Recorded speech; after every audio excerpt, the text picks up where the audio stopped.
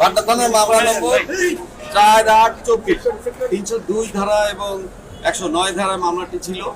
আসামি সুমন শিকদার হত্যা মামলায় টিপু মুন্সিকে গ্রেপ্তার করে নিয়ে এসেছিল।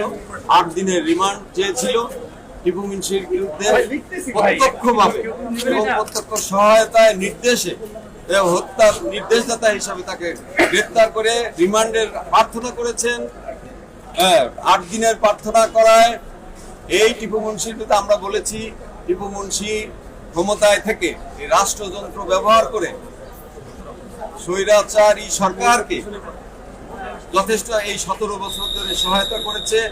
টিপু মুন্সি বাণিজ্য মন্ত্রণালয়ের দায়িত্বে ছিলেন, সেখানে সে প্রচুর দুর্নীতি করেছেন।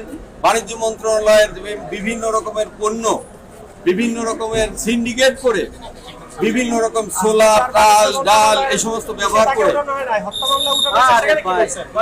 আমরা বলছি সেইখানে সে সরকারের নানাবিধ অপকর্মের সাথে জড়িত এবং এই সর্বশেষ বৈষম্যমূলক ছাত্র আন্দোলনের এই সুমন হত্যা মামলার সাথে সে সরাসরি জড়িত। এই বৈষম্য বিরোধী ছাত্র হত্যা মামলায় এই সুমন শিকদার একজন শ্রমিক ছিল, স্বর্ণের যে শ্রমিক থাকে না, সেই শ্রমিক, সে তার কাজে যাচ্ছিল। এই সময় তাকে হত্যা করা হয়।